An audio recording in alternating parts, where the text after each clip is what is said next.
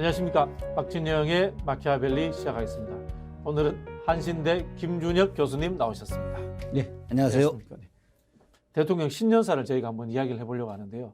이번 신년사에서 뭐 경제, 수출 이런 이야기는 많았는데 한반도 평화 이야기가 전혀 없었어요. 한반도 평화 이야기가 전혀 없었던 것이 굉장히 충격적이었고요. 네네. 거기다가 이제 기득권에 대한 이제 타파 이야기를 하셨는데 전 사실 잘 이해가 안 갔어요. 이해가 안 갔다네요. 예, 그 노동자들이 기득권이라고 하는 부분에 대해서 네. 이걸 어떻게 받아들여야 될까? 지금 기득권은 재벌, 권력자, 네. 뭐 또 모피아, 네. 또 국토부에서도 상당히 기득권을 갖고 있는 사람들, 재벌 네. 이런 사람들이 기득권 아닌가요? 네. 어찌 보면은 물론 그 대기업의 강성 노조라고 불리는 뭐 일부 그 노동조합 내에서의 기득권이 있을 수 있겠지만 대다수의 노동조합이 무슨 기득권이 되겠습니까? 뭐 있어봐야 뭐 얼마나 있겠습니까? 아니 그 기득권이. 이 기득권 세력이라고 노동조합을 기득권 세력이라고 이야기하는 걸 들으면서 도대체 그 윤석열 대통령의 뇌 구조는 좀 어떤 것인가? 네. 이 사람은 도대체 이 사회에 대한 인식이 지금 제대로 하고 있는 것인가? 이 원고를 써준 인간들은 도대체 어떤 인간들인가? 뭐 그런 생각을 해봤고요. 남북 관계에 대한 이야기를 전혀 하지 않는 것은 분단 모순을 기본 모순으로 하고 있는 우리나라 대통령으로서 저는 자격이 없다고 생각합니다. 근데 이제 연말부터 북한에 대한 강경 발언은 계속해 왔습니다. 강경 발언의 핵심 내용은 이거잖아요. 북한이 한 개 쏘면 우리는 최소한 서너 배 이상 쏜다. 전쟁 나는 것을 두려워하지 않겠다. 핵전쟁도 할 수 있다. 뭐 이 정도 수준의 이야기를 했습니다. 아니 그러니까 제가 굉장히 걱정이 되죠. 네. 이분이 이제 군대를 좀 안 갔다 온 분이기 때문에 네. 이제 군대 시스템도 잘 모르고 예. 물론 뭐 저도 육군 병장 출신이라 네. 뭐 제가 군을 어떻게 제대로 알겠습니까? 우리야 뭐 시키는 일만 했었고 뭐 그럼에도 불구하고 훈련을 통해서 전쟁의 무서움 같은 거는 익히 알고 있지 않습니까? 그렇죠. 네. 제가 군 생활할 때 이제 제대 전에 유고내전이 벌어졌었는데 그때 저희가 비상 경계령이 내려가지고 네. 실제로 전쟁 나는 줄 알았었습니다. 아. 예, 그래서 굉장히 두려움에 떨었었고요. 네. 제가 근무했던 부대가 뭐 이런 말씀드리면 좀 송구하긴 한데 12.12 때, 네. 12.12 구테타 때 네. 그때 그 전두환 군부 편에서 동원된 전방부대구나. 전차를 몰고 서울로 진격했던 부대였어요. 네. 그래서 당시에 제가 이제 그 사병으로 그 우리 부대에 갔었을 때 저희 이제 상사라고 네네. 보통은 이제 인사계라고 하는 네. 그 이제 주임 상사 또 고 연배 사람들이 다 12.12에 참전했던 사람들이었었어요. 호호. 그때 이 사람들이 이제 가끔가다 술 마시고 하는 이야기들이 네. 너무 무서워서 네. 그 케레바 50이라고 기관총인데 네네네. 기관총 이 실탄을 못 꼈다는 거예요. 예, 실탄을 못 끼고 포장전도 못 하고 네. 그래서 끝내 실탄을 못 껴가지고 너무 떨어서 그냥 밑에 조종수가 운전하는 대로 그냥 위에 타고만 내려갔다는 거예요. 그래서 제가 그런 이야기를 들으면서 아니 어쨌든 12.12 구테타도 전쟁은 전쟁이었죠. 네네. 그런데 그거보다 훨씬 더 큰 진짜 전쟁이 벌어진다면 숙달된 군인들, 이 사람들은 이제 전문 군인들이잖아요. 네. 아예. 근데 이들이 실탄도 못 낄 정도로 두려움에 떨었다고 한다면은 실제 전쟁은 얼마나 두려울까. 그런 경험들을 지금 현재 국민의힘의 국회의원들이나 정부 여당에 있는 사람들, 이 사람들이 전쟁이 얼마나 무서운 건지를 모르고 입으로만 지금 막 떠들고 있는 것, 이것이 오히려 국가 경제를 굉장히 어렵게 하는 네. 이제 기반이 될 수 있다는 것 때문에 제가 참 연말에 굉장히 화가 났었습니다. 예. 윤석열 대통령이 군대를 안 갔다 왔으니까 이 기회에 화생방 한번 들어가 보시고요. 그다음에 겨울에 각개전도 한번 해봤으면 좋겠습니다. 팔꿈치 다 까집니다, 진짜. 그 대학 다닐 때 네. 그 학생운동 하면서 시위 단 한 번도 참여해 본 적이 없을 거 아닙니까? 네. 그때 최루탄 연기 한번 맞아본 적이 없는 사람일 텐데 네. 이 최루탄 연기에 1000만 배 이상이 되는 공포가 네. 이제 앞으로의 전쟁은 핵전쟁 시대인데 네. 한반도의 핵이 어느 지역에서든지 하나라도 터지면은 우리 한민족은 그냥 끝이에요. 그런데도 불구하고 뭐 핵무기를 두려워하지 말자. 아유, 전 뭐 말이 안 된다고 생각합니다. MBC에서 윤석열 대통령을 치킨호크, 치킨호크. 예. 치킨호크라고 이야기를 했더라고요. 뻥만 치는 사람이 예, 치킨호크죠. 뻥만 치는 사람. 사실은 군대도 갔다 오지 않았으면서 전쟁의 참상이라든가 전쟁의 어려움을 모르면서 입으로만 큰 소리 치는 사람. 이렇게 이야기했는데 역대 우리 역사에도 좀 그런 왕들이 좀 있었습니까? 우리나라의 검은 고물 전통 재래 흑돼지. 한 번 맛을 본 사람이라면 다른 돼지고기를 못 먹을 정도로 맛이 뛰어난 전통 흑돼지. 2015년 우리 땅 흑돼지 복원에 성공해 피그 패밀리의 우리 흑돈 출시. 국민의 건강을 위해 전통의 맛을 담고 있는 무항생제로 자란 우리 흑돈이 스픽스에서 지혜로운 소비자를 만납니다. 소중한 사람에게 드리는 특별한 선물, 우리 흑돈. 셀럽이 검증하고 자신 있게 추천합니다. 우리 흑돈 선물 세트, 스픽스몰에서 확인해 보세요.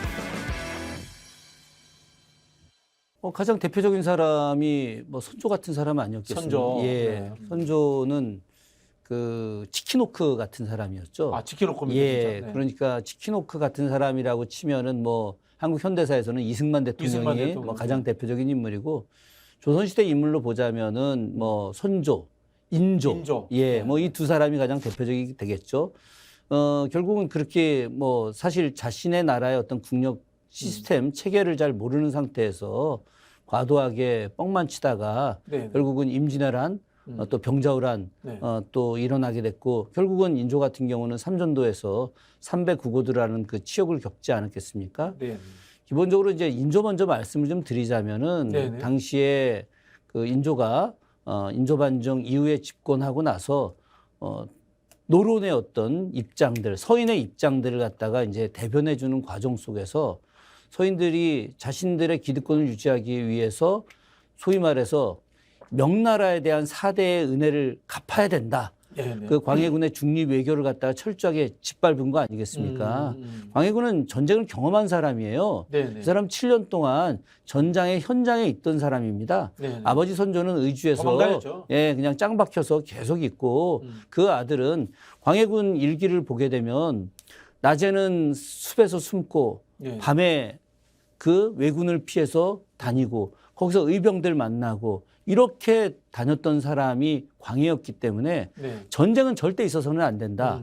명확한 생각을 가진 것이고 그래서 당시 새롭게 일어나고 있는 여진족, 청나라 세력에 대해서 우습게 생각하지 않고 당시는 네네. 후금이긴 했습니다마는 그 망해가는 명나라에 대해서 일정 정도 거리를 두고 어느 정도 예만 갖추고 청나라와의 관계에서 전쟁을 일으키지 않게 하려고 하는 그런 노력을 했던 거 아니겠습니까? 네네. 그런데 인조 같은 경우는 뻥만 치는 사람이니까 그래서 결국은 엄청 큰 소리를 치다가 청나라 군대가 오는지도 모르고 네네. 그냥 창덕궁에 있다가 결국은 남한산성으로 도망간 거 아니겠습니까? 선조도 역시 마찬가지입니다. 임진왜란이 일어나기 10년 전부터 일본이 전쟁을 일으킬 거라고 하는 네. 그런 소문은 엄청나게 돌았고요. 네. 전쟁이 일어나기 1년 전에는 한양 도성에 있는 사람들이 대규모 피난을 가기도 했었습니다. 이게 아주 선조실록에 명확히 나오는 이야기예요. 네네네. 사람들은 그 임진왜란이 터졌을 때에 비로소 일본이 그 전쟁을 일으킨 것으로 알고 있지만은 그러나 이미 1년 전, 2년 전에 왜구들의 이런 그 침입들은 굉장히 많았었고요. 또 기존에 있던 외구와의 수준이 다른 정도의 침략이 있었고. 그럼요. 네. 그런 왜구들이 끊임없이 대마도를 통해서 부산 혹은 뭐 그 호남 일대 앞바다로 네네네. 오게 됐고 거기서 아주 소규모의 전투들이 많이 있었고요. 이제 조만간 대규모 군대가 토요토미 히데요시 군대가 이제 온다. 네. 이런 이야기들은 이미 1년 전부터 쫙 퍼져 있었습니다. 말씀 들어보니까 이 선조와 인조의 첫 번째 공통점이 나오네요.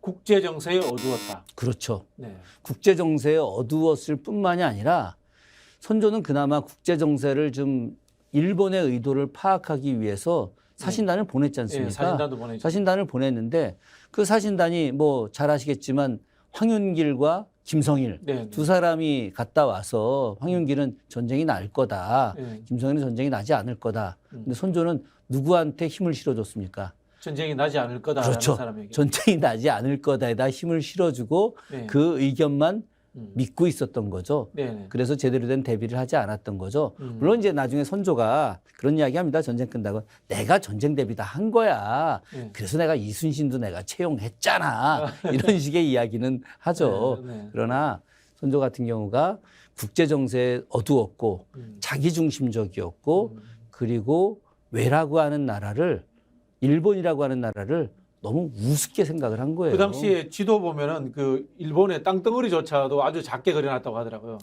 그게 바로 이제 명예에 대한 사대관과 네. 또 오랑캐에 대한 하대 의식들이 네. 그 지도에 나타나는 거죠. 실제로 명나라가 당시에 일본과 국교를 맺지 않았습니다. 네네. 일본에 대해서 명나라는 나라로 인정하지 않았던 거예요. 그렇기 때문에 사실 일본은 명나라에 대한 분노, 적개심을 갖고 있었는데 그 적개심보다 더 큰 적개심이 조선이었던 거죠. 왜 그러냐면 조선이 명에 대해서 지극히 사대를 하면서 명이 일본을 우습게 하니까 조선은 일본을 더 우습게 알았거든요. 그거네. 1등 하는 애보다 2등 하는 애가 더 얄미울 수 있겠네. 뭐 그런 것도 있고 또 뭐 원래 이 조폭 두목보다 그 밑에 있는 거친 편 써서 죄송한데 똘마이들이 더 똘마이들을 우습게 여기게 되면 이제 뭐 더 감정이 상하듯이 일본이 이제 그런 상황이었었죠. 그런데 선조 같은 경우는 뭐 전쟁에 대한 준비 같은 거는 일체 하지 않았죠. 예. 근데 선조는 그렇다 치더라도 인조는 임진왜란을 겪었단 말이에요. 겪었죠. 임진왜란을 겪었는데 임금이 돼서 그렇게 준비를 하지 않았다. 이거 참. 그게 이거 참 방송에서 이런 얘기까지 할 필요가 있나 싶긴 한데 그 인조 아버지가 네네. 골수 친일파였어요. 친일파요? 친일파. 예. 뭐 저 친명파도 아니고. 그럼요. 인조 아버지가 그 선조의 아들 아닙니까? 네네. 네, 서자였죠. 예. 그 전쟁을 통해서 엄청난 이익을 얻으려고 네네. 당시에 일본군과 야합을 해가지고 네네. 조선 사람들을 일본 군대에 팔아먹은 사람이 인조 아버지예요. 네네네. 그래서 당시 백성들이 그 인조 아버지하고 선조의 큰아들이었던 임해근을 잡아서 네네. 막 죽이려고까지 했었습니다. 백성들한테는 이제 원수죠. 네. 그러니까 이 인조 같은 경우는 자기 아버지의 그런 행동 같은 걸 너무 잘 알고 있고 근데 그런 부분에 대해서 부끄러워했어야 되거든요. 네네. 부끄러워하면서 오히려 그 백성을 위한 일을 하거나 아니면은 아버지가 그렇게 일본과 야합을 해서 자기 나라의 백성들을 팔아넘기고 재물을 팔아넘기고 이런 일에 대해서 백성들한테 사과하고 정계에 나오지도 말아야 되는 것 거기에 더해서 이런 일이 있어서는 안 되기 때문에 철저하게 국방을 강화하는 일, 현실적인 일을 했어야 되는데 이 아버지의 그런 행동들이 그것이 뭘 문제냐는 뭐 이런 생각을 갖고 있었던 것 같아요. 그러다 보니까 이런 그 인조가 전쟁을 경험했다 하더라도 전쟁을 통해서 이익을 얻었던 사람이잖아요. 네네. 그러면 또다시 전쟁을 통해서 뭐 자기가 피해 볼 것이거나 아니면 자기가 고통받을 게 별로 없다고 생각하는 사람인 거죠. 또 인조가 도망가는 거 봤었잖아요. 선조가. 그렇죠. 근데 저기 선조하고 인조 이야기를 했습니다만은 윤석열 정부는 좀 인조에 가까운 것 같아요. 인조에 가깝다고 볼 수 있고요. 네. 저는 그런 생각을 합니다. 제가 얼마 전에도 그 윤석열 대통령 때문에 네. 페이스북에 글을 하나 올렸습니다. 6.25 때 우리나라에 돈 많은 사람들이 부산으로 피난 간 게 아니고요. 홍콩으로 피난을 갔었습니다. 홍콩까지요? 네. 이야.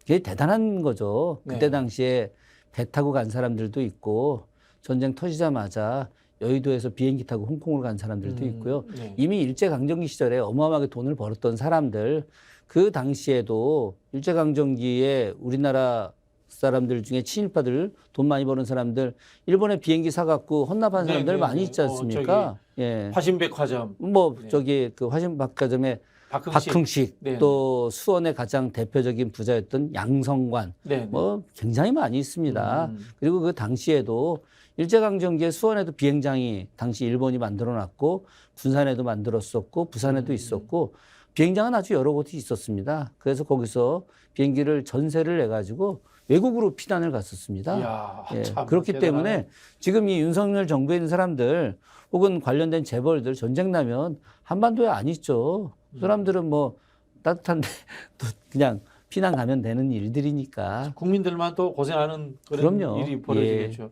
지금 이제 생각을 해보면 인조하고 비슷하다고 제가 말씀드리는 게 이 국제 정세 부분에서 똑같은 게 이제 우리 한반도가 한국 전쟁 때 미군이 도와줘서 우리가 살아났다라는 것들이 한 70년, 80년 됐습니다만 거기에 좀 보수 세력, 극우 세력이 집착을 합니다. 똑같이 인조 시대에 임진왜란 때 명나라가 도와줬다로 이 국제 정세를 읽으려고 하지 않고 오로지 이제 이 명나라에만 집착하는 그런 현상들이 보이는 부분. 우리나라 무속계에 네. 그 뭐 모시는 신이 아주 많이 있지 않습니까? 가장 대표적인 사람들 뭐 최영 장군, 네, 최영 장군, 예, 또 뭐 단종, 단종, 또 그 억울하게 죽은 사람들 많이 있죠. 이제 누구 이야기 하시는지. 누구 이야기? 임경업 장군. 임경업 장군. 아니 그런데 네. 이렇게 억울하게 죽은 사람들이 많이 있는데 대부분 우리나라 사람인데 네. 우리나라 무속계에 새로운 신이 모셔져 있어요. 외국인으로. 누굽니까? 메가더예요. 메가더. 네, 메가더. 네, 네, 네. 그런데 네. 지금 메가더가 있듯이 당시 임진왜란 때 네. 조정에서 선조의 명으로다가 네. 31살짜리 네. 이여송, 이여송. 네. 이여송을 생사당을 만들었어요. 생사당을 만들었어요. 예, 생사당. 살아있는 사람을 위한 사당을 만듭니다. 네. 예. 당시에 관우의 사당을 만들었죠. 네. 그거는 이제 이여송의 그 압력에 의해서 관우의 사당을 만들어서 동서남북 네 곳을 만들었죠. 지금 남아있는 건 이제 동관왕묘, 동묘라고 부르는. 남산에도 남산 아래에 있었죠. 남산 아래에 남관왕묘가 예, 예, 있었고, 예, 예. 북관왕묘라고 해화동에도 있었고요. 네, 네, 네. 서관왕묘 네 개가 있었는데 그때 관우사당이 생겼구나. 임진왜란 때. 그런데 그런데 이건 죽은 사람이잖아요. 네. 그런데 살아있는 이여송한테 네. 생사당을 만든 게 네. 당시 선조입니다. 어. 그러니까 선조나 당시의 기득권 세력들, 지배 세력들이 명에 대한 사대 의식이 얼마나 컸는지가 보여지는 거죠. 그러니까 그 정신, 그 생각들, 그 사대 생각들이 그대로 이어져 온 사람들이 지금 윤석열 정부에 있는 이 사람들이에요. 지금 사실 우리가 한국 사회가 이 인조 때 만들어진 서인의 뿌리가 예. 노론을 거쳐서 일제강점기 친일파를 거쳐서 지금까지 이어졌다라고 이야기하는 분들이 많아요. 아니 그게 아니라 사실이 그렇습니다. 그거는 이제 제일 먼저 말씀하셨던 분이 돌아가신 신영복 선생님이셨거든요. 신영복 선생님이 제가 지금도 기억 생생하게 합니다. 제가 초청강연회 때 처음 하셨던 말씀이었으니까요. 네. 이명박 대통령 당선되고 나서 1년쯤 지난 뒤에 그때 이제 총선 준비하는 과정에서 제가 선생님을 모셔왔는데 그때 처음 그 말씀을 하셨습니다. 그리고 그 말씀을 강의라고 하는 책에 다시 기술을 하셨죠. 그 이후에 이제 우리나라 역사학자들 중에 좀 진보 쪽에 해당되는 역사학자들이 연구가 본격적으로 시작이 됐는데 지금 교수님 말씀대로 인조반정 이후에 서인 정권이 네. 지금까지 그대로 이어져서 기득권을 유지하고 있는데 김대중, 노무현, 문재인 이 세 민주정권 시절에 행정부의 권력만 잠시 우리가 네. 이렇게 갖고 있었을 뿐이지 모든 기득권은 다 저들에 있다.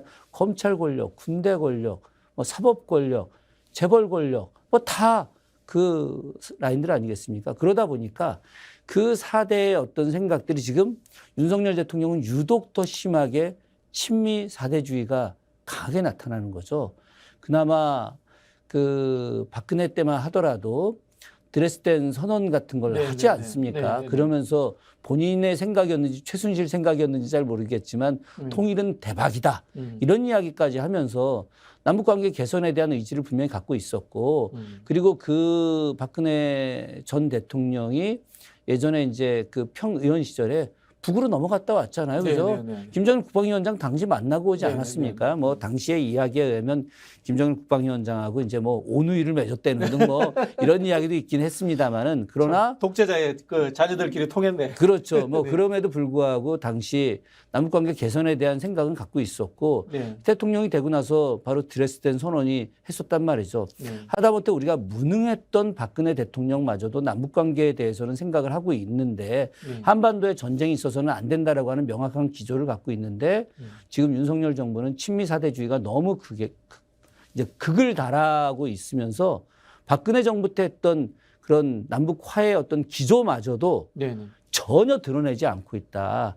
오히려 남북 관계를 갖다가 전쟁을 통해서 보수 우파 세력들을 갖다가 아스팔트 태극기 부대를 자기의 친위 부대로 내세워서 자기의 권력을 공고히 하려고 하는 이런 생각밖에 하지 않기 지지층 때문에 결집을 위한 뭐 이 정치적 발언이지 사실은 제대로 프로세스도 없고 해서 지금 이 국제 외교가에서 굉장히 비웃음을 싸고 있어요.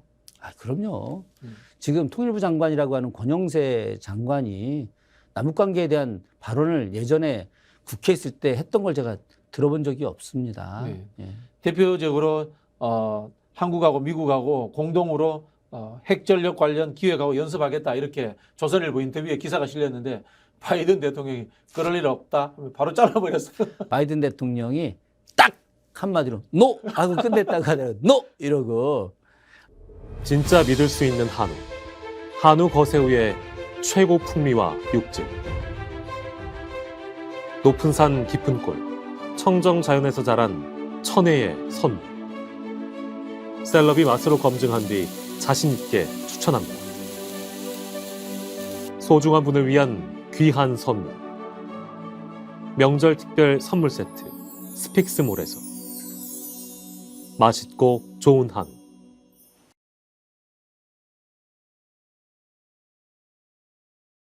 한미 간의 핵 개발 혹은 핵 훈련, 네. 핵 사용과 관련된 이제 공동 뭐 협력 사업을 하겠다. 이거는 엄청난 일입니다. 네. 그리고 그거를 갖다 그러면 핵 그 훈련 혹은 핵을 갖다가 실험을 갖다가 어디서 하겠다는 겁니까? 한반도에서 한반도에서? 네. 한반도에서 하면 우리나라 국민들 다 죽이겠다는 겁니까? 아니 아무리 지하갱도에서 실험을 한다 하더라도 네. 그 실험이 한반도의 안에 있는 특히나 남쪽에 있는 국민들한테 엄청난 방사능의 해를 끼칠 거 너무 명확하잖아요. 네. 네. 북한하고는 다릅니다. 북한의 금창리, 동창리 그 일대는 말이죠. 전 세계에서 가장 험한 산악지대예요. 오지. 네. 하늘이 한반도 땅에 북쪽으로는 산악지대를 두고 남쪽으로 평야지대를 만들어 주었고 그 북쪽에 있는 산악지대에 엄청난 천연자원들이 매장돼 있고 남쪽은 바로 이 농작물을 키울 수 있는 곡창지대를 만들어준 거 아니겠습니까? 이걸 잘 운영하게 하기 위해서 남북 화해 협력을 해야 되는데 그것이 아니고 북은 또 안타깝게도 물론 본인들이 미국과의 어떤 70년 동안의 어떤 대결 구도 속에서 핵무기 실험을 한다고 하는 거 충분히 이해가 되지만 그런데 이제 그것이 잘못 남쪽 사람들한테 이해가 돼서 오히려 반북주의가 나오게 되는 거고 북에 그 사용되는 그 이 핵무기 실험들이 남쪽에서도 똑같이 사용될 거라고 생각하면 완전히 오산이죠. 네. 근데 그 이런 부분이 있어요. 이제 미국 입장에서 절대 한국에다가 핵무기 공동 사용권 주지 않아요. 이건 뭐 황당무계한 주장이에요. 한미 기본 합동 훈련이라고 하는 거 그건 뭐 오랫동안 해왔지만 네. 미국이 전시작전권을 지금도 갖고 있지 않습니까? 네.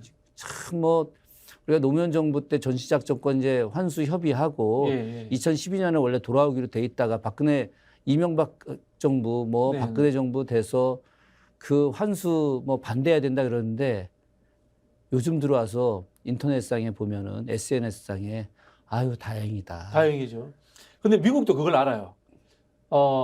미국도 한국의 보수 정권이 갖고 있는 아까 말씀드린 치킨 호크 같은 근거 없는 호전성에 대해서 굉장히 우려를 많이 갖고 있어요. 우려를 갖고 있다 보니까 한국 정부를 신뢰하지 않아요. 신뢰하지 않고 사실은 전통적으로 인종주의적 관점에서 미국이나 이제 서방이 러시아에 갖고 있는 바바리안이라는 사고를 갖고 있지 않습니까? 그렇죠. 그런 거 비슷하게 한국에 대해서 지도층들이 합리적 판단이 떨어진다는 생각을 갖고 있어요. 그 미국이 제가 예전에 읽었던 보고서인데 제일 처음에 의도는 독일을 분단을 시켰기 때문에 네네. 전범국인 일본도 분단을 시켜야 된다라고 하는 생각을 갖고 있었다고 합니다. 제가 하도 오래전에 본 자료여 갖고 제가 명확하게 지금 기억이 나지는 않습니다만은 그래서 당시 그 관련돼서 준비를 하고 있었다가 기시노부스케 그러니까 아베 총리의 외할아버지였죠. 네. 기시노부스케가 사실 전범이에요. 액젓 전범이죠. 네. 당시 동경에 있는 메가더를 만나가지고 메가더한테 일본을 갖다가 분단하는 것보다 한국을 분단하는 것이 훨씬 미국의 입장에 유리하다라고 이야기했고, 메가더가 당시에 트루먼하고 그 상의를 해서 결국은 이제 소위 말해서 소련이 북쪽을 갖다가 군정하고 네. 남쪽은 미군이 군정하는 방식으로 해서 분단 체계를 이제 만들어냈다라고 하는 것이죠. 근데 이것에 대한 기조, 그러니까 기저죠. 네. 기저는 바로 조금 전에 교수님이 말씀하셨던 미국이라고 하는 사람들이 갖고 있었던 인종주의가 굉장히 크게 작용을 했던 그렇죠. 겁니다. 그리고 일본에 와서 이제 메가더가 진주에서 보니까 말을 잘 들으니까 어쨌든 일본은 근대화 역사가 한 100년 정도 되지 않습니까? 그렇죠. 상당히 서구화된 측면이 존재하고 있구나라는 것을 인정을 했다고 하더라고요. 그럼요. 그 미국 1852년에 그 요코하마에서 개항을 하지 않았겠습니까? 제가 그 개항의 현장에 직접 갔다 왔어요. 그리고 포탄이 떨어진 자리에도 갔었고, 참 그 일본 사람들 무서운 사람들입니다. 그 포탄이 떨어진 자리를 그대로 잘 보존을 하고 그 옆에다 그때 포탄 떨어진 옆에 있던 나무 죽이지 않고 계속 살려놓고 있고요. 그 자리에 그것을 기억하기 위한 개항 기록관을 만들어 놨습니다. 그래서 수많은 일본 사람들이 그곳에 와서 왜 우리가 당시 로스 제독에 의해서 이렇게 그 개항을 하게 됐는지, 일종의 일본의 발전일 수도 있지만 일본에게는 침략당한 치욕이죠, 치욕. 그런데 일본이 그 과정에서 굉장히 합리적으로 빠르게 서구화를 시키게 된 건데, 우리 같은 경우가 일본하고는 조금 약간 좀 다른 측면이 또 존재를 하는 건데, 우리가 뭐 나쁘다, 잘했다, 좋다 이런 개념들이 아니라 너무 그 강대국에 대한 사대주의가 강했죠. 강했고, 그리고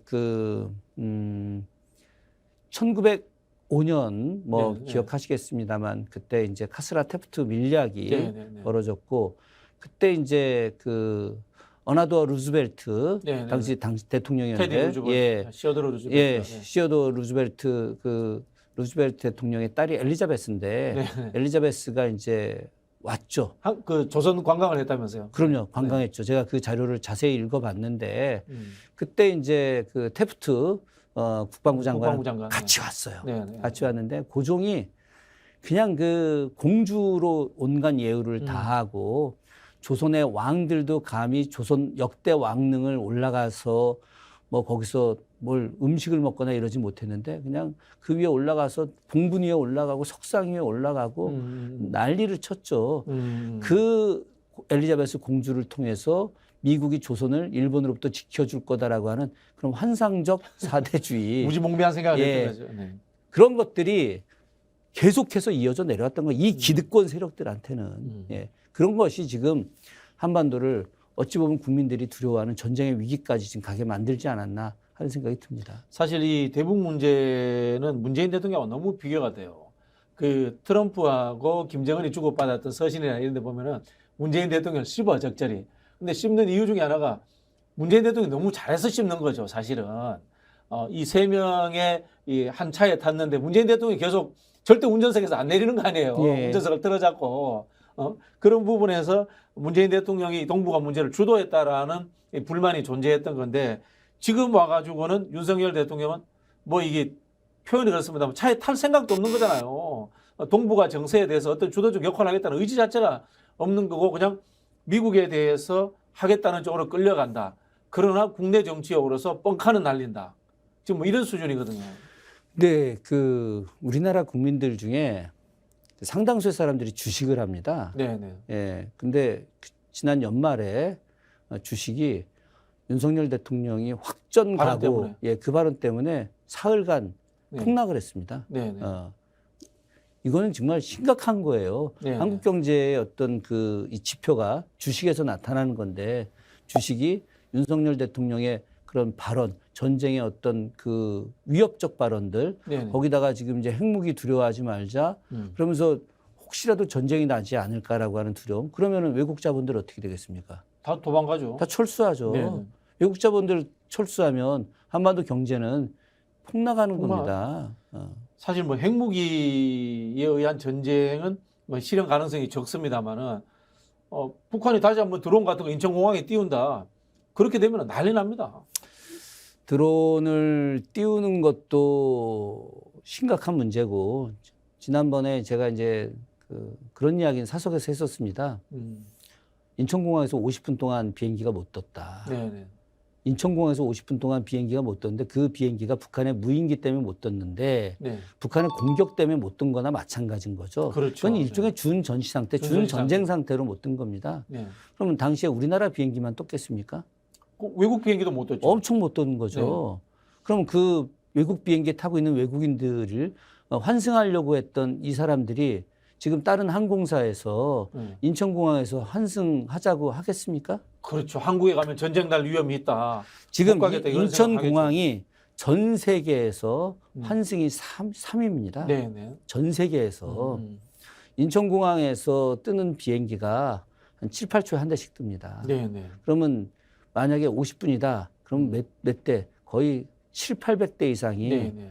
비행기가 못 뜬 거예요. 계산을 해보면 JFK 공항이 3초에 한 대씩 비행기가 뜨고 내립니다. 네네. 거기에 버금가는 곳이 여기인데 네네. 당시에 반 가까이가 외국 비행기인데 외국 비행기 항공사들이 이런 일들이 한두 번 더 있지 않습니까?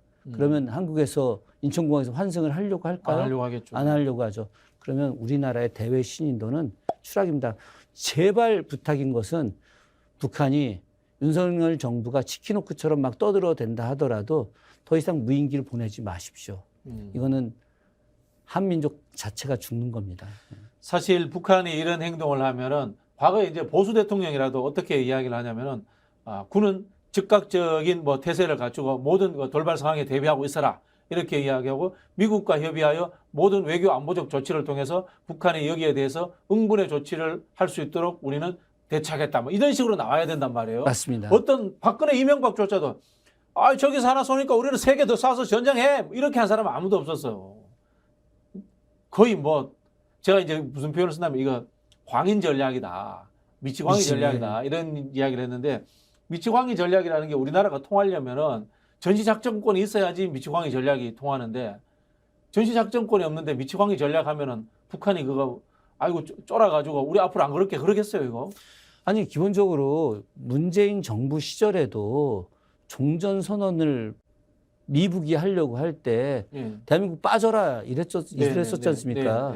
1953년 7월 27일 판문점에서 휴전 협정을 할 때 중국의 팽덕회, 미국의 존 마이클 클라크, 북한의 김일성 3자의 서명으로다가 종전이 됐는데 왜 대한민국이 끼느냐. 당시에 문재인 정부 때도 북이 그렇게 나왔었는데 지금 윤석열 정부 이 시기에 북이 남쪽 군사력이라든가 남쪽 정부에 대해서 무서워하겠습니까? 미국하고 지금 상대를 하고 있는데 그렇죠. 거기다가 이번에 그 북에서 나온 뉴스 보니까 60cm, 60cm면 대략 이렇게 되죠. 이 방사포, 이 방사포가 300km를 날아가는 방사포죠. 그러면은 휴전선 일대에서 쏘게 되면 300km를 날아가니까 뭐 부산까지는 아니겠으나 대구 광주까지는 뭐 다 사정권 안에 다 들어가 있는 방사포인데 이 방사포의 성능이 다연발로 나가는 겁니다. 그러면은 이 방사포만 북이 핵무기가 아니라 전쟁이 만약 난다고 한다면 뭐 서울 불바다론이 아니고 이미 한반도에 있는 남쪽 도시들은 그 방사포로다가 다 주요 기관들이 파괴되는 겁니다. 이런 전쟁을 있게서는 안 되죠. 뭐 일부긴 하지만은 보수 세력이 왜 한국 정부는 특히 그 민주당 정부는 북한에 끌려다니느냐 그런 비판들도 있는 건 사실이에요. 물론 이제 평화 협력과 교류를 해야 되지만은 상호주의적인 측면에서 북한이 강하게 나올 때는 한국 정부도 어느 정도 이제 되받아치는 그런 맛이 있어야 되거든요. 이게 국민 정서상 그런 부분들이 잘 안 되는 이유는 뭘까요? 그건 뭐 문재인 정부 때 사실 굉장히 신중해서 그랬던 거라고 보고 있죠. 뭐 예를 들자면은 이제 개성공단에 있었던 남북한이 같이 운영했던 건물을 하나 북한이 파괴해 버렸어요. 파괴했죠. 예. 그렇게 됐을 때 좀 더 좀 강하게 나갔어야 되는 건 좀 맞다고 생각합니다. 그건 일종의 남북의 화해 상징적 건물이었는데 그 상징적 건물을 갖다가 파괴시킨 거에 대해서는 아주 강하게 이야기를 했어야 되는 뭐 정치적 측면만이 아니라 남북을 위해서도 그 했어야 되는 거죠. 그것은 문재인 정부 때 제대로 하지 못했던 가장 잘못된 것 중에 하나다. 네. 실제로 우리가 지금 이제 같은 민주정부 내에 있지만은 문재인 정부를 비판을 할 때 아니 대통령 내외가 김정일 국무위원장 내외하고 김정은 국무위원장 내외하고 백두산 천지에 올라가서 물도 마시고 손도 들어올리고 노래도 부르고 다 했으면은 금강산 관광 재개도 하고 개성공단 개성공단 열었어야 되는 건데 네. 그거에 대한 강단을 없어서 제대로 못한 거에 대해서 전 지금도 제가 이제 그 화가 부분은 납니다. 사실은 이제 유엔 제재 문제도 있었고 있긴 이제 했지만 한미 워킹 그룹의 주요 이제 의제이기 때문에 뚫지 못했다라는 측면이 있는데 그러나 그거는 더 강하게 우리가 의지를 갖고 있으면 됐었던 거예요. 그나마 다행인 거는 이재명 민주당 대표가 지난번에 이제 북에서 여러 가지 핵실험을 했었을 때 강한 논조로 비판을 했거든요. 네네. 그래서 전 사실은 깜짝 놀랐습니다. 아유, 이게 저 야당 대표가 대통령도 아닌데 이렇게 북에 대해서 할 말을 하는구나. 어찌 보면은 대통령이 해야 될 이야기를 또 이 야당 대표가 이렇게 하고 있는 거에 대해서 또 우리 국민들이 또 충분히 잘 또 인정을 하겠구나라는 생각은 했지만 언론에서 제대로 받아서 나가지 않으니까 이재명 대표가 그런 얘기를 했는지 안 했는지도 잘 모르고 또 한편으로는 너무 또 이제 극단적으로 남북 화해나 아니면 이제 북한 중심의 사고를 갖고 있는 사람들 입장에서는 이재명 당대표의 그 북한에 대한 비판을 갖다 굉장히 좀 이렇게 뭐 좋지 않게 평가하는 부분들도 좀 있었던 것 같은데 저는 그렇게 보지 않습니다. 예, 저는 지금 교수님 말씀처럼 우리나라 지도자들이 북이 잘한 건 칭찬하고 또 북이 잘못한 것에 대해서는 비판하고 그런 것들이 양쪽을 위해서 도움이 되는 일이라고 생각을 합니다. 이제 그 말씀 제가 이제 드린 거는 결국은 이제 문재인 대통령도 미국 눈치를 과도하게 보지 않았느냐라는 이제 비판이 있다는 거죠. 봤죠. 분명히 봤죠.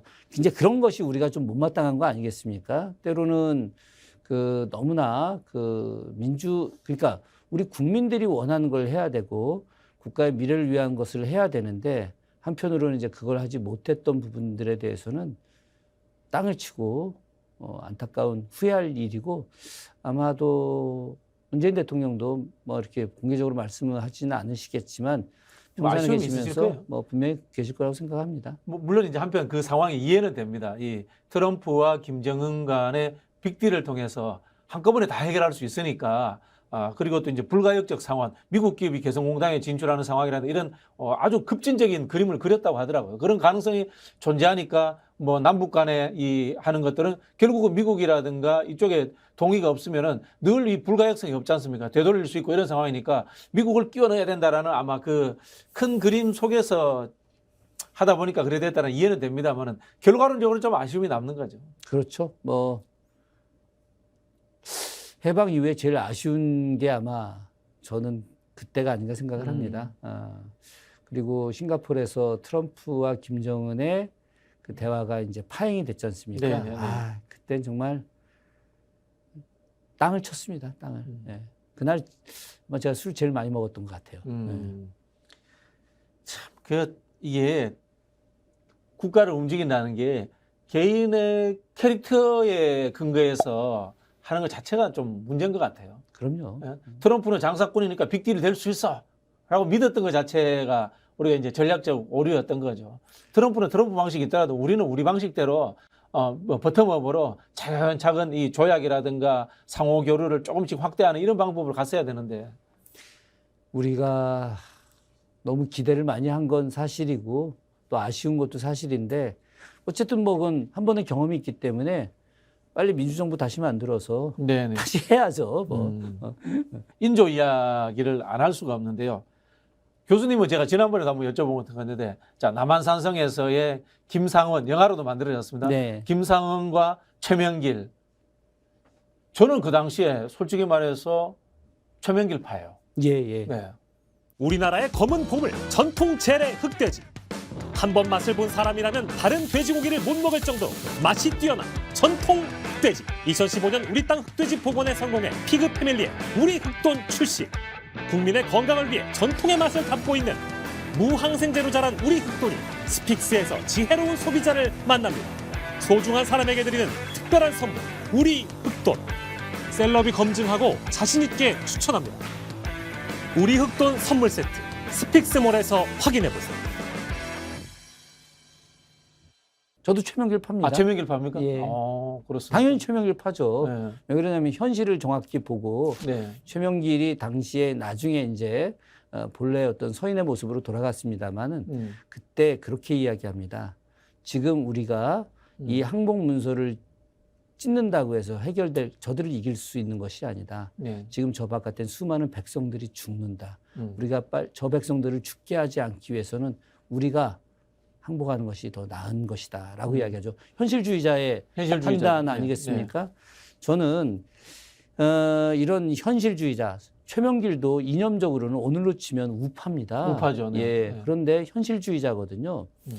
저는 현실주의자가 실용주의자라고 생각을 합니다. 네. 네. 저는 그 윤석열 대통령이 우파이고 또 뭘 지키노크일 수도 있겠지만 지키노크하고 실용주의자, 현실주의자건 극과 극인 거 아니겠습니까? 네, 네, 네. 그럼에도 불구하고 그 내부에 있는 사람들, 소위 말해서 관료라고 하는 사람들, 이런 사람들은 오랫동안 훈련돼 온 사람들이고 그렇죠. 정세를 정확히 이해하는 사람들인데 네. 지금 너무 대통령 눈치만 보고 예스맨 돼서 나라 망칠 수 있거든요. 저는 인조가 남한산성에 있었을 때 최명길의 행동은 저는 옳았다고 생각을 합니다. 병자호란 때 우리나라의 백성들의 피해는 얼마 정도 되나요? 백성들의 피해는 뭐 상상을 초월하죠. 왜 그러냐면은 일단 기본적으로 청나라 군대가 그 한양 도성까지 내려오는 과정 속에서 당시 의주서부터 한양까지 그 6대로 중에 한 크게 2개 도로 인근 도시들은 다 쑥대밭이 된 것이고 네. 그리고 그 청나라 군대가 남한산성 일대만 있었던 거 아닙니다. 경기도 지역 전역을 다 다녔어요. 네, 네. 그렇기 때문에 경기도 지역 전역에서의 어떤 피해들 굉장히 많았고 그리고 그 뒤에 전국에서 바로 이제 청나라로다가 백성들이 끌려가지 않았겠습니까? 공료로도 가고 또 납치됐던 사람들만 간 것이 아니라 우리가 또 바쳐야 될 사람들이 있었죠. 그러다 보니까 수많은 이산 가족들이 등장을 하게 되는 거죠. 전국적인 피해가 있었던 겁니다. 경기도 일대에서 피해 있었던 것 전혀 아닙니다. 네, 네. 엄청난 피해가 있었고 그것을 복구하는데 엄청난 시간이 또 소요가 됐죠. 다시 또 현실로 돌아와서 어려운 질문 하나 드리겠습니다. 역사학자로서 봤을 때 우크라이나의 지금 이 젤렌스키 대통령 전쟁 영웅처럼 묘사되고 있습니다만 사기꾼이죠. 사기꾼입니까? 예. 뭐 사실은 우크라이나는 전쟁이 일어나지 않을 수도 있었던 나라 아니었겠습니까? 않을 수도 있었는데. 네. 젤렌스키는 탄핵 직전에 있었던 대통령이었죠. 네, 네. 부정부패가 너무 네. 심했고 그 국민들로부터 전혀 인기가 없었던 탄핵 직전의 대통령이었는데 그 탄핵 직전의 대통령이 자기가 살기 위해서 나라를 망친 겁니다. 그래서 결국은 이제 전쟁이 나게 되면 지도자 당장 바꿀 수 없지 않습니까? 그리고 그 젤렌스키가 러시아와 대결하는 전사의 이미지를 보여줬기 때문에 미국을 중심으로 한 서방 국가들이 젤렌스키한테 경제적 지원과 군사적 지원을 할 수밖에 없는 것이고 그럼 우크라이나 국민들 입장에서는 지금 당장 전쟁에서 살아야 하기 때문에 젤렌스키의 행동에 대해서 이렇게 지지할 수밖에 없는 상황이 된 거죠. 그런데 전쟁이 끝나게 되면 저는 머지않아 전쟁이 끝날 거라고 보는데 그 복구하는 데 들어가는 비용들 또 사망자들 군인만이 아니라 전사자만이 아니라 국민들 중에 사망하거나 실종된 사람들 또 공장을 잃고 네. 또 농토를 잃은 사람들 이런 사람들이 회복하는 단계가 얼마나 힘들겠습니까? 미국이 그때까지 도와줄까요? 유럽에 있는 국가들이 그때까지 도와주겠습니까? 택도 안 되는 이야기입니다. 네. 알겠습니다. 저는 젤렌스키를 보면서 계속해서 윤석열 대통령을 떠올립니다. 윤석열 대통령은 젤렌스키보다 이승만에 가까울 것 같은데요. 이승만에 가깝긴 하지만은 그러니까 제가 하고 싶은 이야기는 젤렌스키가 전쟁을 일으켜서 그러니까 자기의 가장 낮은 지지도를 네. 높이기 그런 위해서 측면이네요. 네. 하듯이 이승만 대통령이 전쟁 일으킬 때까지는 이승만 대통령은 인기 면에서는 절대적이었었습니다. 네, 네. 예, 그러니까 윤 대통령하고는 조금 개념이 다르고 지지율 면에서는 지지율 그런 차이가 면에서는 젤렌스키하고 윤석열 대통령이랑 거의 같은 개념이죠. 젤렌스키가 바로 자기 지지율을 끌어올리기 위해서 전쟁을 선택을 한 것이거든요. 전 그게 걱정이 된다는 겁니다. 네. 한편으로 전시작전권이 미국에 있는 상황이 안도의 한숨을 쉬게 하네요. 그런데 또 우리가 1980년 5월 광주 때 네. 미군이 전시작전권뿐만 아니라 평시작전권 갖고 있었는데 네. 그때 군대 이동 광주 허용해 주지 않았습니까? 네. 네. 그런 측면에서 보자면 미국이 자기네들한테 이익이 되는 것을 조금 더 정확하게 보면서 전시작전권까지는 아니겠지만 두 정상 바이든과 윤석열 대통령이 아주 은밀한 합의를 통해서 약간의 작은 국지전 같은 거는 일으킬 수도 있다고 생각을 합니다. 작은 국지전이 우리 한반도 전체에 전쟁 영향을 주지는 않을 수 있겠으나 그것들을 통해서 위기를 고치시키고 계엄령 같은 걸 발동시키고 그러면서 윤석열과 검찰 권력들이 그것들을 통해서 계속 유지해 나갈 수 있지 않느냐 하는 그런 절대 있어서는 안 되지만 왜 저는 자꾸 그런 생각이 드는지 잘 모르겠어요. 결국 이제 미국의 대한반도 전략이라는 것은 현 상황의 고착화예요. 현 상황의 고착화와 그 고착화가 미국의 이익과 부합되는 것이 우선이지 우리 한국민들을 미국민들보다 먼저 생각할 수 없는 것은 당연한 사실 이치입니다. 그렇죠. 국가의 당연한 이치라는 것을 좀 깨달았으면 좋겠다. 이 말씀 좀 드리고 싶네요. 네. 마지막으로 교수님 하실 말씀 있으면 정리 말씀해 주시죠. 저는 한반도에서 전쟁은 절대 불가하다. 윤석열 정부에 있는 사람들도 다 그렇게 생각을 할 겁니다. 그런데 윤석열 대통령만 그렇게 생각하지 않을 수도 있어요. 윤석열 대통령이 절대 전쟁을 일으키지 않게 제발 우리 천공 스승님께서 잘 좀 지도해 주셔가지고 더 이상 무모한 발언 같은 거 하지 않게 해야 된다. 그런데 천공이 이 대한민국 사람들은 전쟁이 나봐야지 정신을 차린다고 했으니 그게 걱정 아니겠습니까? 아이고 우리 역사에서 이렇게 크게 관계가 좋은 스승과 제자가 더 나타나서는 안 되는데 그걸로 제 이야기 마무리하고 싶습니다. 네. 알겠습니다. 그 노블리스 오블리제의 전통이 자리 잡은 서구 국가에서는 지도자들끼리 결투를 합니다. 중국에도 보면은 장수들끼리 결투를 해서 전쟁을 마무리 짓기도 합니다. 애꿎은 국민들 괴롭히지 마시고 꼭 그렇게 호전적으로 하고 싶으시면은 판문점에서 나와라 맞짱 한번 뜨자 차라리 그렇게 하시면 어떻겠냐 뭐 그런 황당한 제가 제안을 드리면서 마치도록 하겠습니다. 감사합니다. 감사합니다.